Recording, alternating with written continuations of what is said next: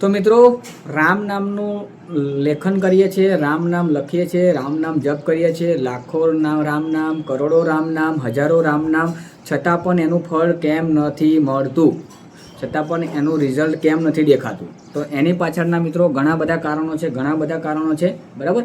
તો હું આજે તમને ચોક્કસ એનું કારણ બતાવીશ. એ કારણ તમે જાણી લેશો ને તો ચોક્કસ તમે જેટલું પણ રામ નામ મતલબ 1000 રામ નામ કરશો, 5000 કરશો, 10,000 રામ નામ કરશો, બરાબર, 1,00,000 રામ નામ કરશો કે 1 કરોડ રામ નામ કરશો, તમને એનું રિઝલ્ટ મળશે ને જ. 100% ગેરંટી મળશે જ મિત્રો, બરાબર.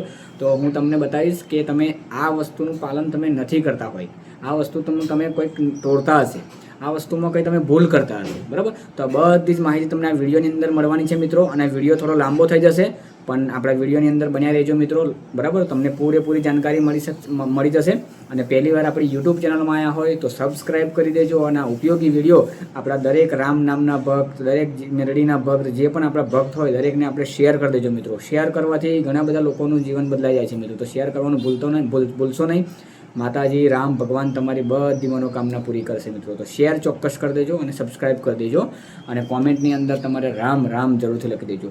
તો આપણે વાત કરીશું આગળ મિત્રો કે શું એવું પાલન કરવું. તો મિત્રો પહેલાં તો આપણે કે રામ નામ લેખન લખવાનો જો ઉદ્દેશ્ય લખ્યો હોય તો જ આપણે બુકમાં લખવું જોઈએ મિત્રો. ઉદ્દેશ્ય હોય તો બોલવાનો ઉદ્દેશ્ય હોય તો બોલીને કરી શકો, લખવાનો ઉદ્દેશ્ય હોય તો લખીને કરી શકો, પણ હોય તો એને પૂરેપૂરો જ કરવો જોઈએ મિત્રો. અને બરાબર. અને બીજું કોઈ બી રામ નામ શબ્દ મિત્રો એટલો પવિત્ર છે ને મિત્રો, તો કોઈ બી તમે લખાણ લખો તો એને વ્યવસ્થિત જગ્યાએ મૂકો મિત્રો, સારી જગ્યાએ મૂકો, સ્વચ્છ જગ્યાએ મૂકો મિત્રો, બરાબર.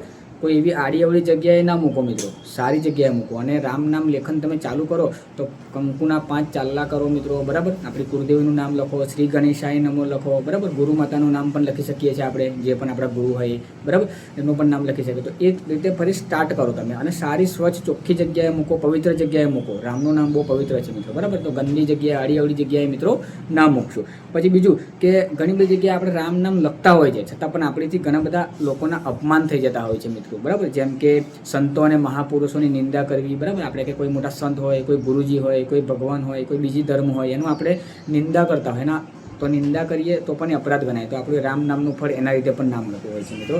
પછી બીજું કે જેને ભગવાન ઉપર વિશ્વાસ નથી, જે લોકો નાસ્તિક છે, જેને રામ નામમાં રુચિ નથી, એવા લોકો સામે નામની મહિમા સંભળાવી. મતલબ કે જે લોકો રામમાં માનતા જ નથી, રામ નામને મહત્ત્વ નથી આપતા, મતલબ ભગવાનને પણ મહત્ત્વ નથી આપતા, તો એવા લોકો સામે આપણે રામ નામના ગુણગાન ગાઈએ, બધી આપણી વાતો કરીએ, તો એવું કરવાથી પણ આપણને રામ નામનું ફળ નથી મળતું, એ આપણે જ ગુનેગાર બનતા હોય છે મિત્રો, બરાબર. પછી કોઈ પણ ભગવાન સ્વરૂપને ભેદ બુદ્ધિ કરવી નહીં, બરાબર. કે ભગવાન રામ મોટા કે આ શંકર ભગવાન મોટા કે આ મોટા, બધા ભગવાન એક જ છે. ભગવાન તો એક જ છે મિત્રો, ખાલી નામ રામ, એમનું નામ અલગ છે મિત્રો, બરાબર. એટલે એ પણ આપણે ક્યારેય નહીં કરવું. એ કરીએ અને પછી રામ નામ લખીએ તો આપણને ફળ ના મળે. ભગવાન બધા જ સરખા છે, ખાલી નામ જુદા છે મિત્રો, એટલું યાદ રાખજો, બરાબર. બધી જગ્યાએ જ્યાં જશો. પછી સનાતન વેદો, શાસ્ત્રો, પુરાણોમાં અંધશ્રદ્ધા કરવી એ નામ અપરાધ છે. મતલબ કે સનાતન વેદ હોય, કોઈ શ્રાદ્ધ હોય, કોઈ એવું કામ કરતું હોય ને આપણે એને અંધશ્રદ્ધા એવું કહીએ, મતલબ સારું કામ હોય એને અંધશ્રદ્ધા કહીએ, બરાબર, એને એ પણ આપણો એક અપરાધ થઈ જાય મિત્રો. તો આપણે રામ નામનું ફળ એના થકી પણ આપણને નથી મળી શકતું મિત્રો, બરાબર.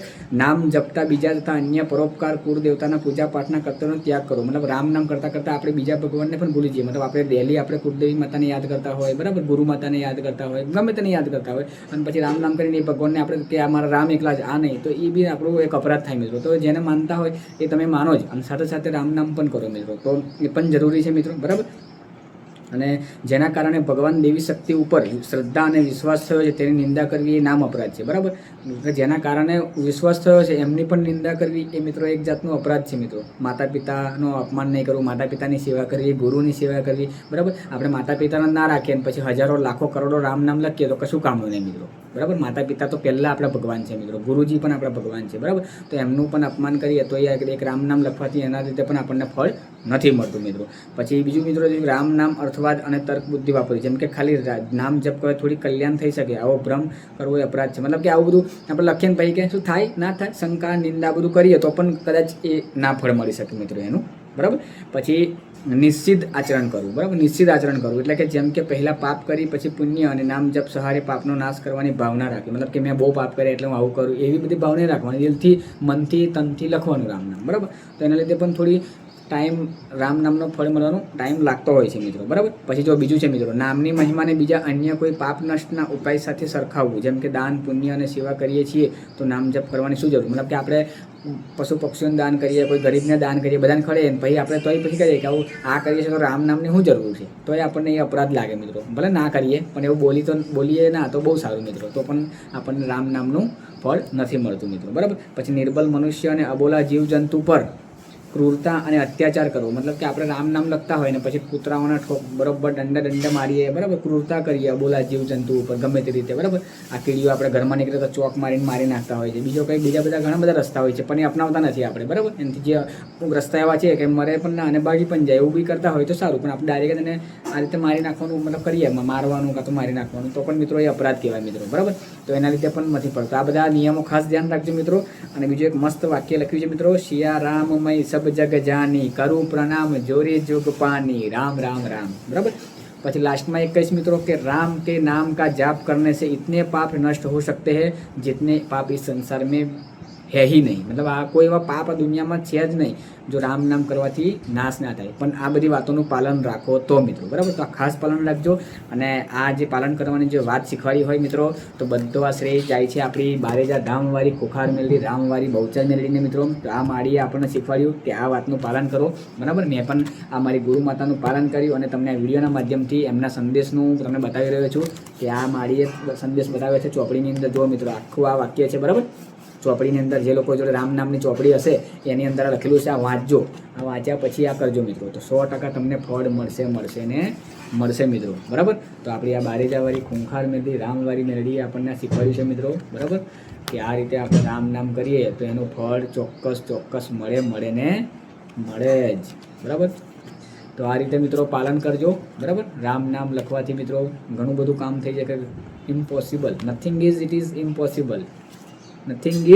ઇમ્પોસિબલ. તો રામ નામના એ તાકાત છે. તો આપણી આ બારેજાવાળી મેરડી, બારેજાવાળી આપણી મારી માં આને શીખવાડી છે આપણને. અને એ જ સંદેશ તમને હું બતાવી રહ્યો છું. મારીએ પણ પ્રવચનમાં કીધું હતું તમને, જ્યારે બારેજા ધામ તમે ગયા હશે તો એક રવિવારના પ્રવચનમાં આખી ચોપડીનો મહિમા મારીએ જાતે જે રીતે મેં તમને આ રીતે એક્સપ્લેન કર્યું એ રીતે મારીએ પણ તમને આ રીતે એક્સપ્લેન કરી હતી. એક પ્રવચનની અંદર છે આ વાક્ય. તમે જૂનું પ્રવચન જોતા હશે ને એમને ખ્યાલ આવી જશે. મારીની ચેનલમાં પ્રવચન આવે છે ને એની અંદર આ ખ્યાલ આવશે. મારીએ આખું આ ચોપડીનું એક્સપ્લેન કર્યું હતું, આખું વર્ણન કર્યું હતું શું કરવાનું. તો આ જ મારીનું જે વાત હતી એ મેં મારા થકી તમને બોલે. તો મિત્રો આ રીતે પાલન કરશો તો રામ નામ તમે 100 વાર લખશો, 108 વાર લખશો, 1008 લખશો, 1000 લખશો, 10,000 લખશો, લાખ લખશો, કરોડ લખશો, બધાનું ફળ મળશે મિત્રો, બરાબર. પણ જો આ બધી અમુક વાતોનું પાલન નહીં કરો મિત્રો તો તમે ગમે તેટલું કરોડો વાર લખશો, 1000 વાર લખશો, કોઈ મતલબ નથી. ખાલી લખવાનું એક ટાઈમ જ થઈ જશે મિત્રો. તો આ રીતે પાલન કરજો મિત્રો, બરાબર. બહુ ઇઝી છે મિત્રો પાલન કરવાનું. આપણે કોઈની નિંદા નહીં કરવાની, કોઈના પાપ નહીં ધોવાના, બરાબર. પેલી તો આપણે રોજ રામ નામ લખીએ ને પછી પેલી ઓમ ને પેલું ઓમ ને પેલી ચેમ છે ને પેલી આવી છે ને પેલી તેવી છે, આપણે એવું બધું નહીં કરવાનું મિત્રો, બરાબર. મારા દુશ્મનોને આપણે મારીએ શીખવાડ્યું છે ને, એક જ ડાયલોગ યાદ રાખવાનો, મારા દુશ્મનોને રામ રામ, એમનું ભલું થાય. અમે તો અમારી ખોખાર મેલડીમાં ને અમારી કુળદેવી માને જોઈએ, બરાબર. એ બધું જોશે, અમારી ખોખાર મેલડી ને અમારી કુળદેવી માં જોશે મિત્રો. બસ એટલું બોલ લેવાનું, આપણું કામ પૂરું, બરાબર. ફરી કહું છું હજુ, મારા દુશ્મનોને પણ રામ રામ, મારા દુશ્મનોનું પણ ભલું થાય, બરાબર.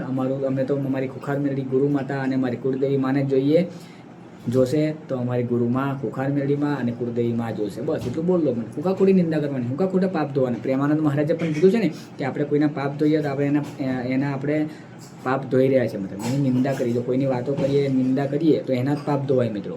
તો આપણા પાપ ધોવા દો, બરાબર. આપણી વાતો કરવા દો, બહુ સારું. જેટલી વાતો કરે એટલું સારું, જેટલા પાપ ધોવે એટલું સારું. તો આપણા પાપ જો કર્મો કરેલા હોય ખરાબ તો આપણા ધોઈ જાય, બરાબર મિત્રો. તો આપણા માટે તો બહુ જોરદાર વાત છે મિત્રો. તો મારી જ શીખવાડ્યું છે, યાદ છે ને બધાને. પ્રવચન ના જોતા હોય તો જોતા રહેજો. ખોખાર મેલડીમાં બારેજા ધામ એની અંદર પ્રવચન છે મારીની યુટ્યુબ ચેનલની અંદર, બરાબર. મારીની યુટ્યુબ ચેનલ છે એની અંદર પ્રવચન છે, જોતા રહેજો મિત્રો. બહુ મસ્ત મજા આવશે મિત્રો, બહુ શીખવાનું મળશે, બરાબર. અને વિડીયો ખૂબ શેર કરી દેજો મિત્રો. કોમેન્ટમાં રામ મારી રામ લખી દેજો. જય મારી ગુરુ માતા ખોખાર મેલડી, રામ મારી રામ.